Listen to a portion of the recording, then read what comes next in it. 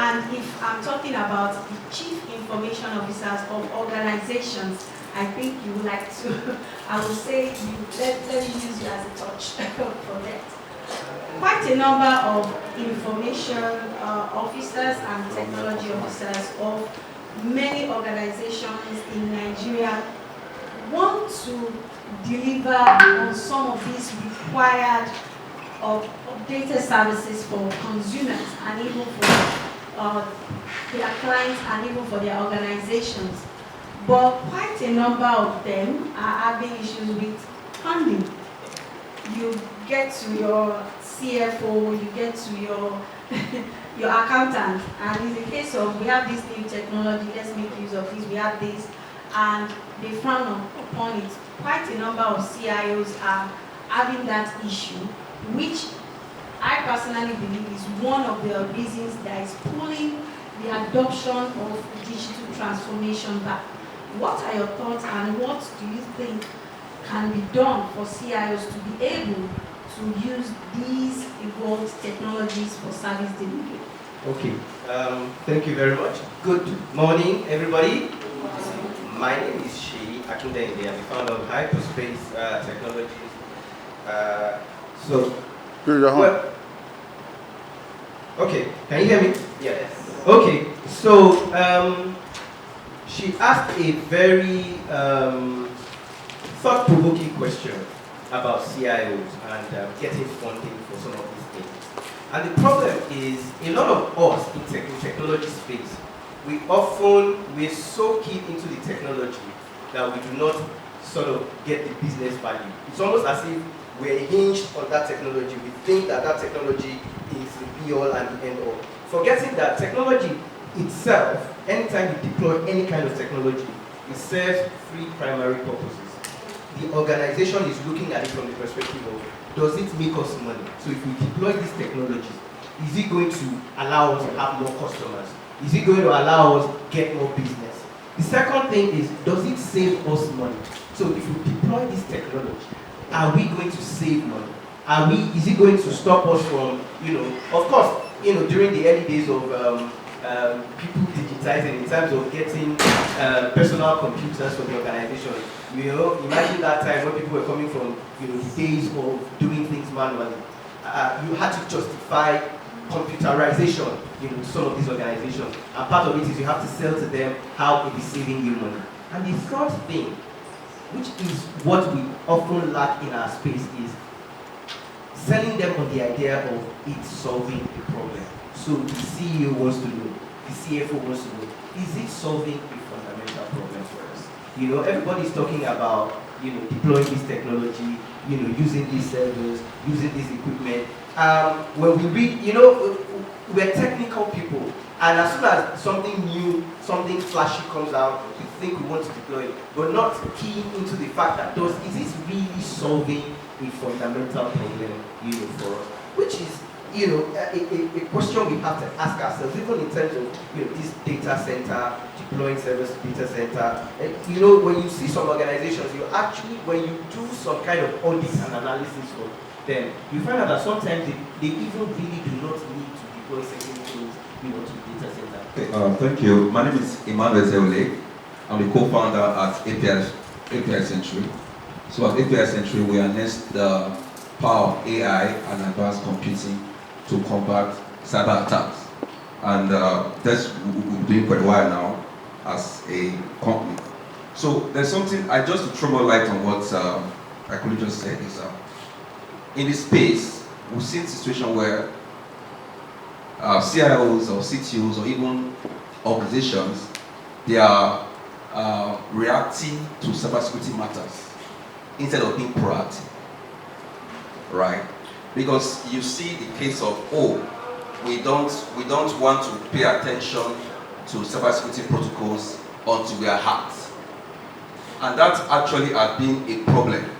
Yes, companies, management, stakeholders want to invest more in sales, they want to invest more in other assets.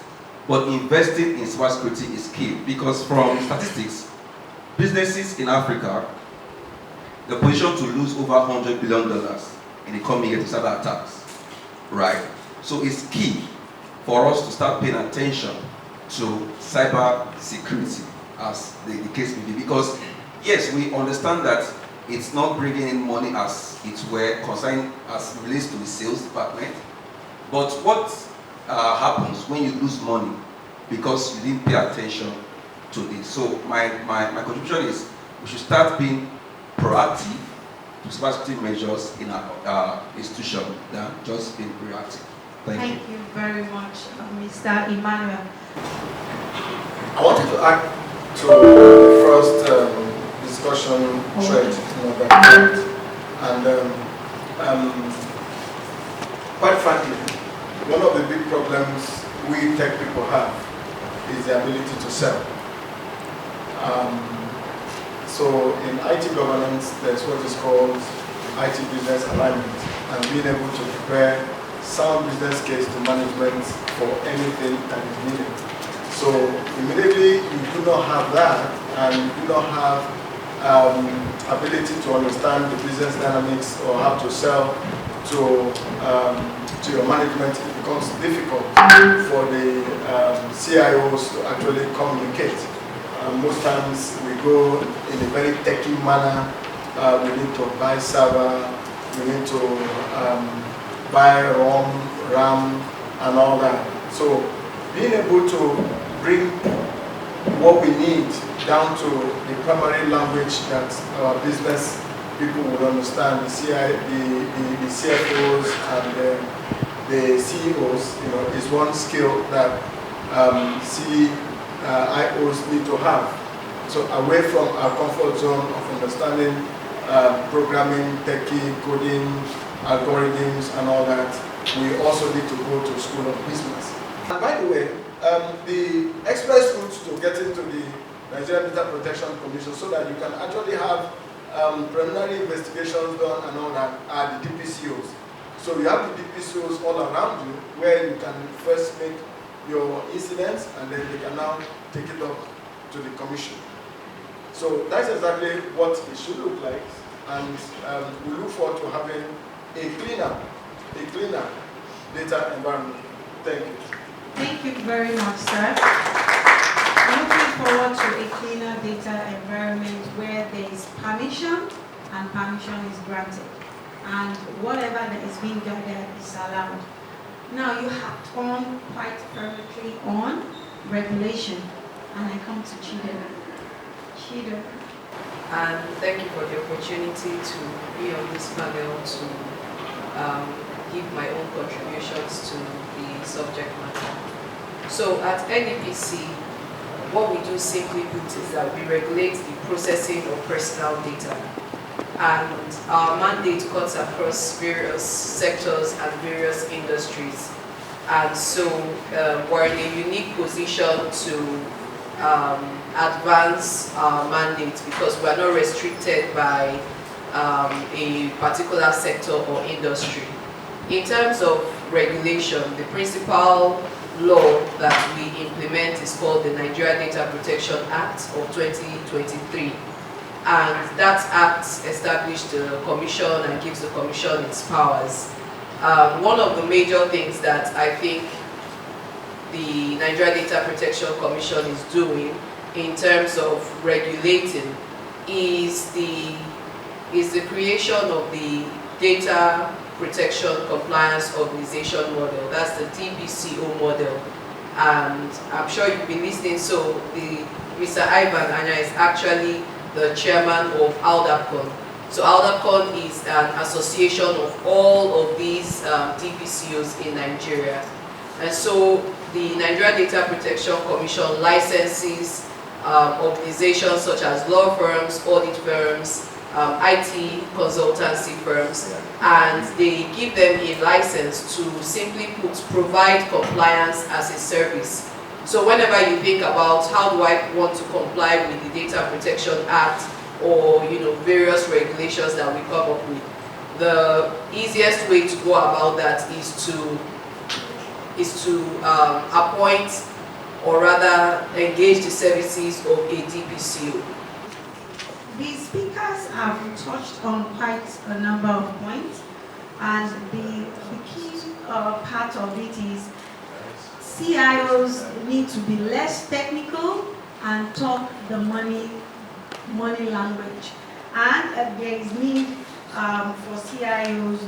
Yes, it's good to concentrate on the technology, but also you need to also concentrate on what the CEOs and the CFOs will really understand as to why you need these technologies.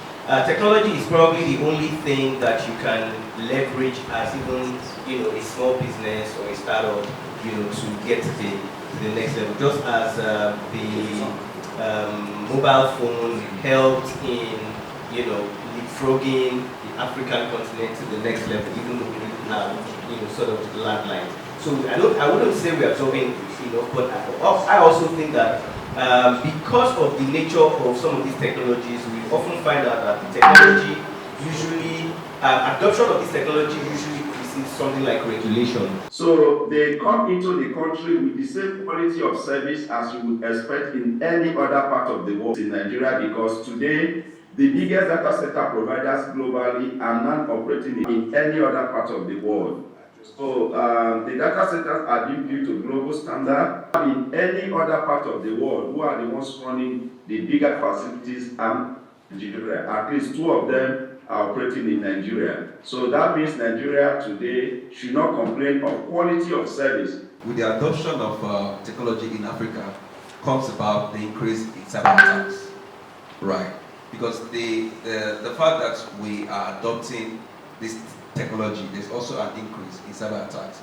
So the recommendation from me will be, first off, there's need for cybersecurity awareness, right, to make the ecosystem also safe. Because I'm not sure you can have an 100% cybersecurity safe ecosystem, because hackers by the day, they evolve as well. So, but with a robust cybersecurity awareness and training, that actually will help. And of course, talent. It's very important. Like the other our colleague said something, that there will be cyber security of the cloud and security in the cloud. So there is a need for us to have talent to be able to stand up and also work to ensure that these infrastructures, this ecosystem is safe. And of course, one of the challenges in this ecosystem as it relates to emerging technology and cybersecurity is the costs, the pricing. Sometimes you see for us to deploy a robust cybersecurity infrastructure in our environment, we'll be spending so much in different technology and different tools. Sometimes artificial intelligence is come to stay. It's got currently, I was just watching on CNN earlier today that the European Union has just released a new set of policies to safeguard the use of artificial intelligence, right? The US has also come to indicate the same, because one of the reports that was published by Blackstone earlier this month is that potentially artificial intelligence may not only lead to some people being out of job, but could actually create Armageddon, right, for those that are afraid of science. But irrespective of some of this, the reality is that the benefits of artificial intelligence far outweigh the challenges on negative side of it, right? The benefit is just too enormous to be ignored. So it's something that has come to stay and will keep advancing. For that purpose, data centers are today being redesigned to be able to take on artificial intelligence applications to handle it. But the technology exists, and companies like ours are trying to do that because we've done it in some other countries, right? It's just here to stay, but it also means that there is a need. Now, for Nigeria, rather than look at AI as the primary need for data centers, because even the AI services are not being rolled out significantly here. The one that's probably more critical to us that we are currently lagging behind is Internet of Things, right? Because Internet of Things is already here. There are devices that is running on it. They all require low latency. So this is why we need edge data centers spread across the country. even before we start building data centers for AI, which is definitely hyperscale facilities, we currently are even lagging behind building data centers for Internet of Things, which is already here with us and is existing, right? So there is a lot that still needs to be done, but the country is in the right path, and this just means there's a need for future growth and opportunity in the space. I want to hear everyone's last thoughts on this. How do you think, with everyone needing to contribute to being secured online and the potential it has for the data center market to grow in Nigeria? I start from the revelation aspect. I'll try to keep it simple.